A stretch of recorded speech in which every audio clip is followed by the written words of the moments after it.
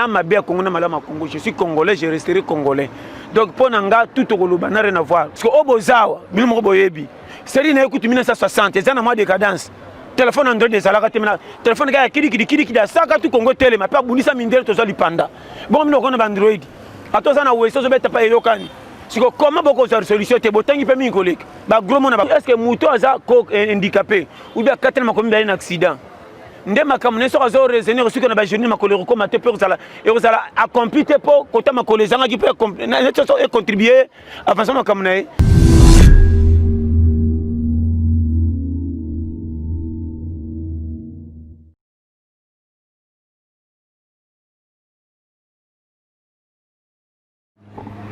Madame, Monsieur, heureux de venir chez vous dans votre émission Elongia Sikaya Congo. Cette émission qui fait valoir l'image du Congo au travers du savoir-faire de Congolais. C'est une grande joie pour moi de venir chez vous.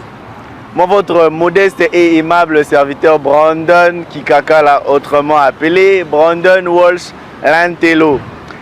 Aujourd'hui, je suis venu chez vous avec un invité. Un invité que vous connaissez bien. Je n'ai pas envie de le présenter. Vous allez le découvrir avec moi. Alors, bonjour notre invité. Bonjour mon frère. Vous allez bien, Pasteur John? Très très bien en forme. Alors, je suis content. On a séparé ma casse indenge. On est mis quand même biso na fief na yo. Pour tout ça, un peu ma solo ya Congo. Kitoko ma casse na séparé ma casse Congo mboka na biso. Congo photo sala ngo kende liboso. Donc ma bé à Congo na malama Congo et kufilaka biso ba congolais. Donc il faut que linga bamboko tout ça nango être africain ça faute na yona ngati ndenza mbasala.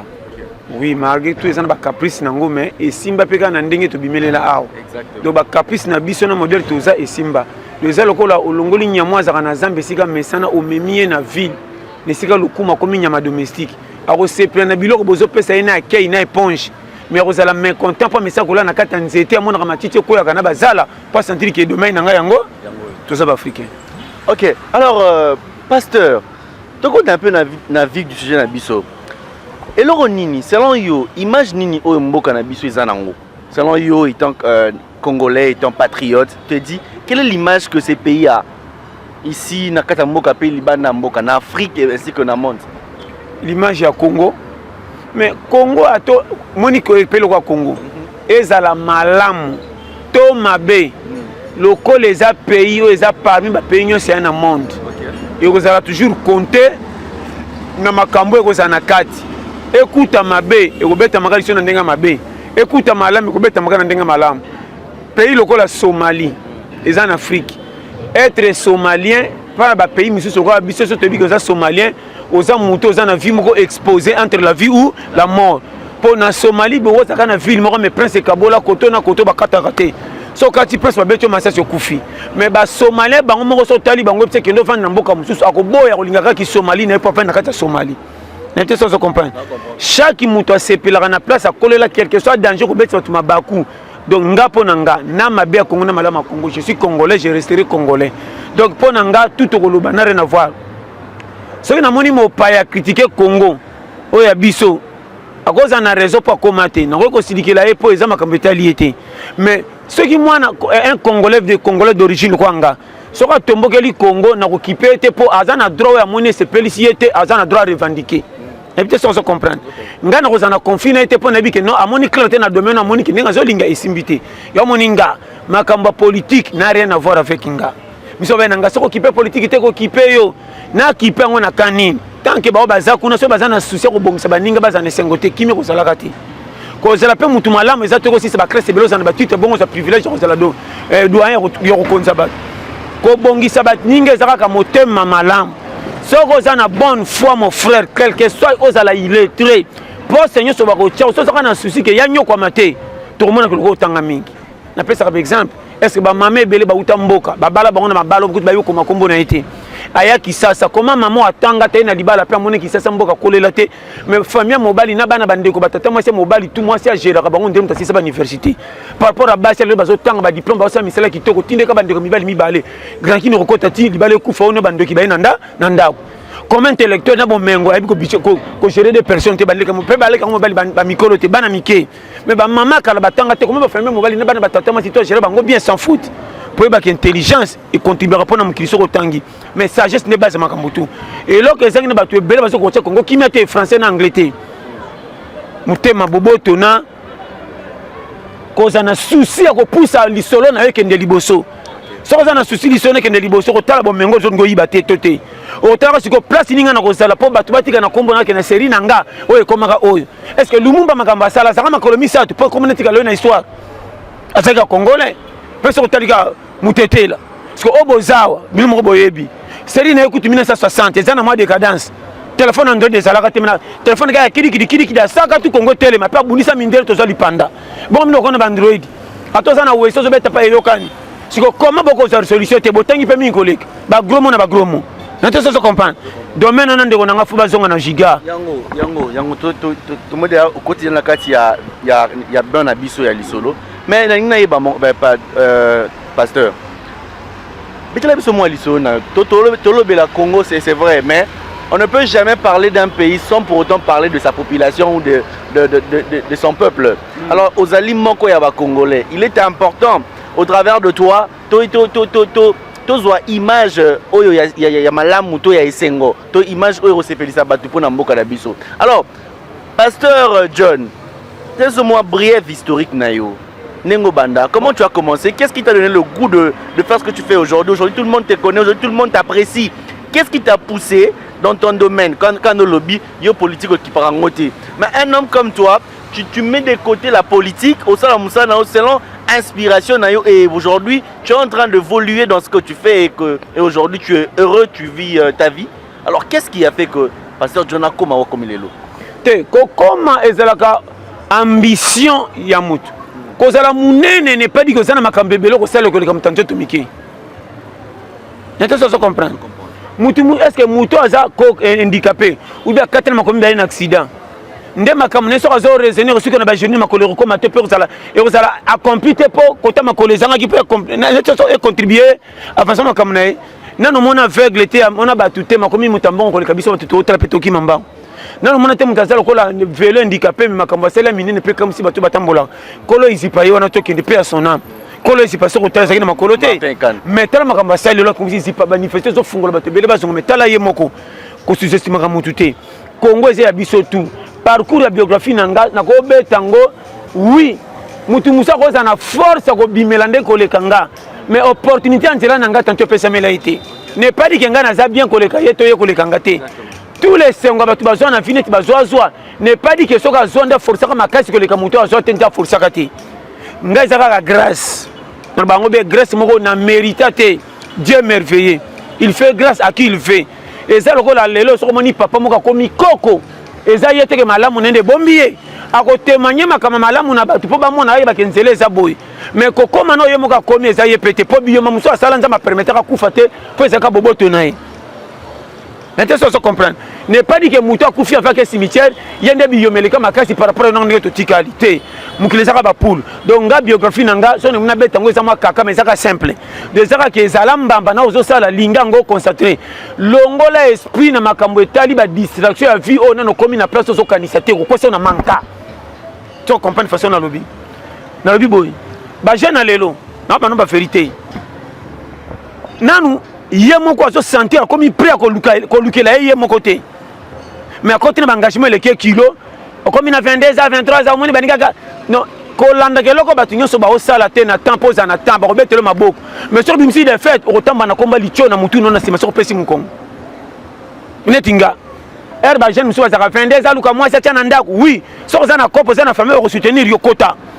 netinga famille za mankata famille moko bien mais na taki structure nza nga keba ba 21 distraction na mikanga lokwa singa na lukela ngamo ko likambo na zolo ko soke simbi nyeso ko yasima donc na zolo ko la ema soko za bouchon oya libaya okopesa nganzela pona na tina na ote makamna lekelela ndo moni lelo ba jeune ebele ba koyi na fautif okomona un pays ndenge kolie komi manka pona décadence ya vie auto conseil lo batu ba sana mfutema non batu mingi ba na mfutema te difficulté à pays tant que source so bimisa mala muté aux atuna manka pompe bimaka na mai ya pression batu ba umela na pompe te point peu bimara matanga ba cantine na mulongo dire mulongo classe.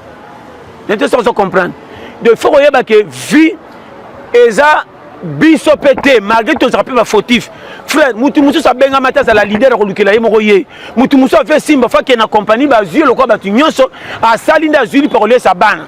Mais yo comme si ba tunyonso ba comme ba attaquant, ko ba défenseur ba ko sala wapi. Mama comme tout na Congo.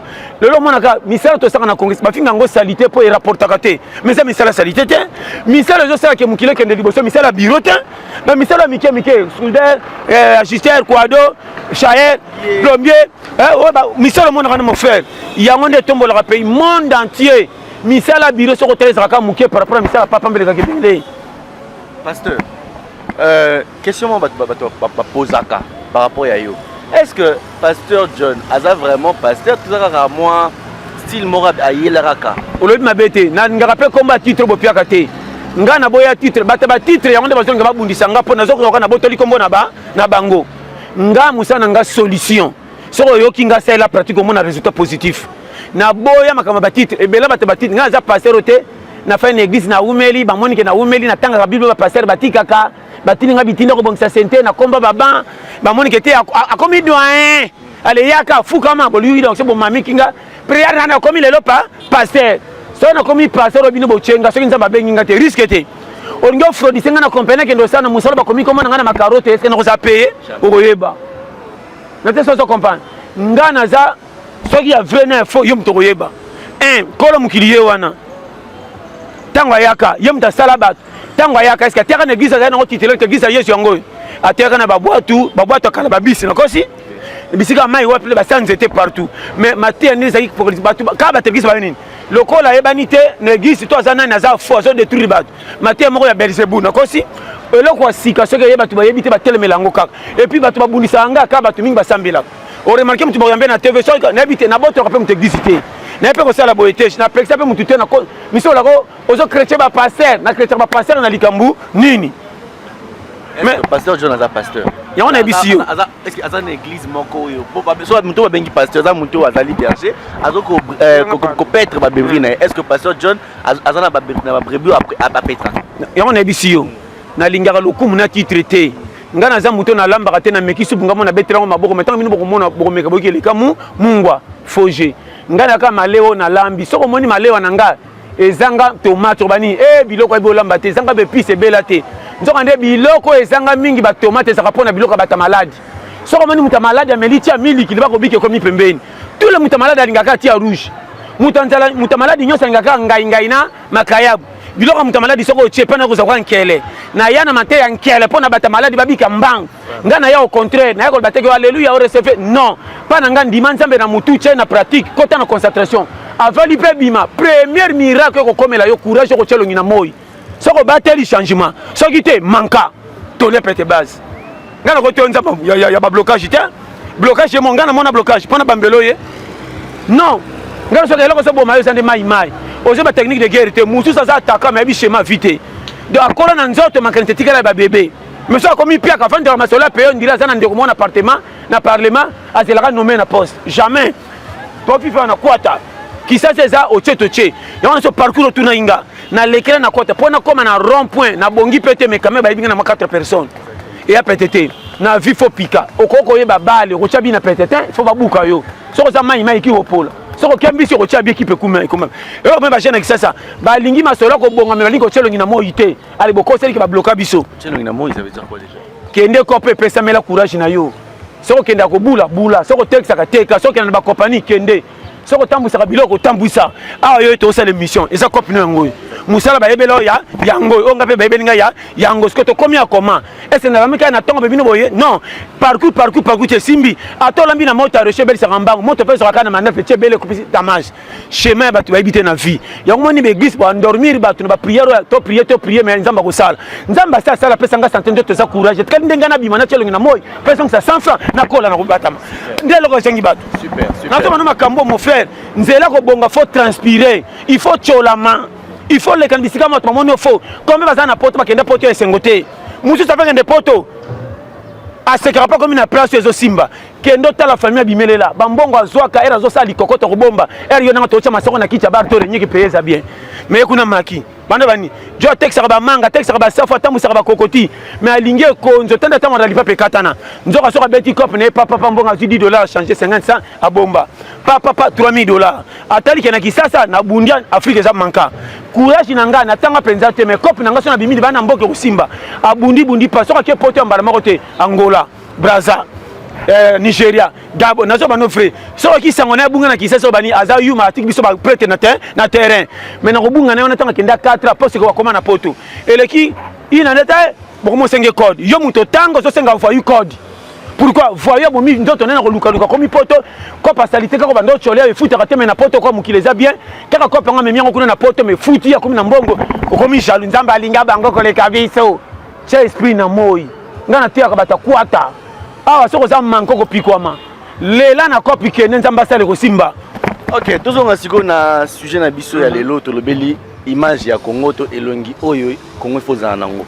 Alors je crois que na ba réponse na déjà si moi expliquer déjà moi quelque chose par rapport à sujet na biso. Mais siko yo selon yo vision nini oyo pasteur John azala ngo pona Congo. Elo ni pasteur John ami lobela que soki Congo est comme boye. Là, je me dis que Kolorola Yesu, tout est accompli dans le Kimia. Et anime. On le dit bien. Même Kolomo Kilazaga na succès bandimi bakota lola. Au moni Congo, ate bongi tina 100, mabe kutika la kozanga te. Exactement. Ndako nyonso ko papa ko za l'intellectuel na maman. Boko bota bana 5, au mona tantôt 2 balingi classe 3 baboy. Koboya ya mwana classe n'est pas dit que kozala zoba to bongate na vie. Boye ba makambo wana. Moi na kolinga kriste pa mwana ngonzela ka kezo che mutungisi mais na domaine mususu bozo mwana ngo pamba o peso ka ke simbi e kotonga pe banda ko koleka mutasimba kibiki est-ce mwana mutabeta bale te alikina kriste komi patron comme tatanga nano mwana mutu ta asali commerce o lelo papa komi pe patron simba betere maboko parce que awa bokomisa makamutu mabe ndeko bocha makam na place banda kunyo c'est tellement na barabara bango tu ba 600 chikité ça pena ba yuma ba bolole ba zwaka te ba bunda na fi ba cholama ah jipe ko bonga ile kama le kwanza mbaze ya batu nyonso kintswami na coup de tête ko nginda ko leka mutanginda ka banda bo mwana na mona mutabananda mndam poko na ba million mais na mwana mtumsala muka na 6h piaka 15h asenga malewa mais na 20h30 millionnaire on a ce petit contact nzamba biko basculer parce que conseil nanga Congo peut pousser na chaque mutu asa la rolo asalingi to ya biso tu na terrain to lati ba varesi moko yo congolais congolais so faut tout na terrain to une équipe poste na ngeza wapi entraîneur ne président Fachi wana entraîneur so biso yenda zo coacher penda coacher est-ce coach le kola tu na terrain comme tu restes na terrain tu chabi comment to comment pona ko lukelo mo li pesim to fait na tonga président a payer ole la nani comment banyama ko mi sekete ba ko kana mankana miri batamba pa pembele pa mamaleka mi sekete pesa nga fufulo to lamte na mabiso miri nanga yo so mona pona pesa schéma ta technique karo ko kyo biko kito kufi on ba no ba schéma furmi o azanga ba partenaire ami mali papa ndindenge nini poko lia furmi fo azanga ba ninga po mali papa so ba sona kina ba ninga ba boy ki akobe ko bima kendo lukelo ko lia pona ba patrali yemoko abimaka non mona furmi ka so mandambo likasa imoko so le kanango so il fait yena famille na bango bazana na rando Amilu kera tonda ye moko. So bazana bon terme mona bako sangana po ba me pese ku et kufa. So je comprends des schémas. Zonga idéologie. OK, alors merci beaucoup, c'était là c'est bon, c'est là le pasteur John qui est en train de nous expliquer. En tout cas, il a dit quelque chose de très important. Il a dit nous sommes tous dans la même équipe. L'équipe c'est quoi? C'est la RDC. Chacun joue son rôle, chacun a son poste. Alors si nous voulons que Congo ait changé, Congo ait bonga, il faut que chacun a joué rôle naé Namboka, afin que nous puissions arriver à changer l'image du Congo. Encore que Congo changera au travers d'Abisso. Ce n'est pas l'étranger, ce n'est pas le partenaire, mais c'est nous-mêmes qui avons le privilège, le monopole de changer la situation de notre pays. Voilà ce que le pasteur John nous a dit. Alors, sans plus tarder, nous allons lentement, mais sûrement vers la fin de votre émission d'aujourd'hui, Elongi Asikaya Congo. Nous allons passer à votre rubrique que vous aimez tant, cette rubrique que nous avons intitulée avec Maman Cécile Mampouya, Maman Cécile Totila Mampouya. Son anniversaire c'est déjà pour demain. L'objet anniversaire Maman Cécile Totila Mampouya. Et l'anniversaire naïe, tout ça là et moi, vidéo, moro poto, souhaiter Toto Mbelaye, Motama est là. Je crois que le pasteur John va aussi nous aider à lui souhaiter un joyeux anniversaire. Nous saluons aussi papa Georges Mampouya, le mari de maman Cécile Totila Mampouya, Georges et Lévi Mampouya. Il y a Israël et Lévi Mampouya. Je salue Jesse Dibasana. Il m'avait dit, alors aujourd'hui, cordel spécial à toi, Jesse Dibasana, Diawa. Mon oncle, je salue la famille Dibasana, Yves, Charlène, Irène, Féliciane Dibasana, Raphaël Dibasana, je salue Rufus Mola sur le vol silencieux, je salue qui encore, maman Chris Biela, je salue Bénice Biela, je salue la famille Biela, je salue Chris Boukassa. Il m'avait dit au bon raté na s'abonner. Alors aujourd'hui à s'abonner parce que na bois qui est Chris Boukassa, papa na Yohan Matisse, mobile il y a Esther Boukassa. Je vous salue. Salut aussi bébé Raphaëla. Je vous salue toute la famille Kikakala, papa Bruno Kikakala. Maman Milandou Vedina, je vous salue. Je salue Winner, Courant Petit Chéri. Tout le monde à l'UPEN, je salue Francis Vivila, je salue Tex Boudé. Ganda, je salue aussi Grâce Kilundu, je te salue. Alors, cette rubrique n'est pas encore finie. Nous allons rentrer vers le pasteur John. Lui aussi va passer ses dédicaces avant que nous puissions aller clôturer cette émission. Il va passer aussi ses dédicaces à lui. Parce que John, tu as la rubrique bien la dédicace. C'est ça. Ah, on est allé dessiner pour nous couper ça. Moi, fait que ma banga, les alara, les logique, talara. Moi, moté pas batunayo. Et ça la vie bien. C'est na chaîne Abisso. CNM TV, vraiment. C'est Saint-Otila Mampouya télévision, oui. Même toi aussi, mon frère, le nom c'est Brandon. Notre caméraman c'est Jesse Bakouli, vraiment coup de chapeau.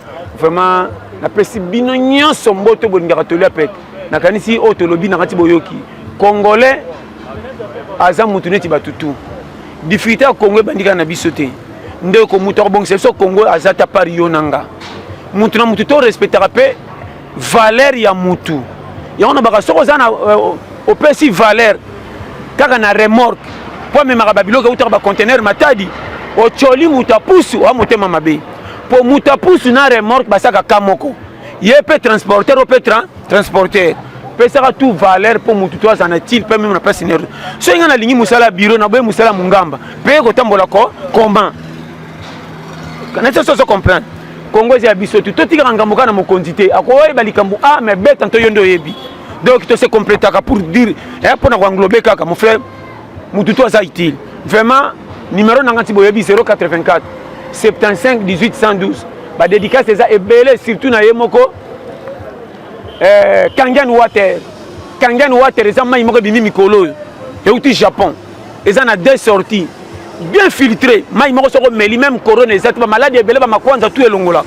Donc représentatrice na à Londres na kombo ya madame Kadi soko beti plus 44 74 40 44 07 60 wa mobimba de mai moko za na 7 sorties filtrage donc yama sécurité Kangen Water umela o ngia contacter abenga oza solution makamna yo en plus ozana Sarah Amani azana Canada ye penza ba kabelo asala ya PTT so moni ba kabelo donc o asala ka okoboya so na bi okoboya mais so betkara Sarah Amani na Facebook kota okomona penza o asala ka belé en plus na WhatsApp sur Betkap 40 36 06 37 65 wa mobimba vraiment par ça na pesi mbote na chérie nanga Blandine gros bisous sans oublier William Anona papa na 14 gosses na pesi mbote na yemoko ndeko nangai Brice Mbui Bulaba na Londres sans oublier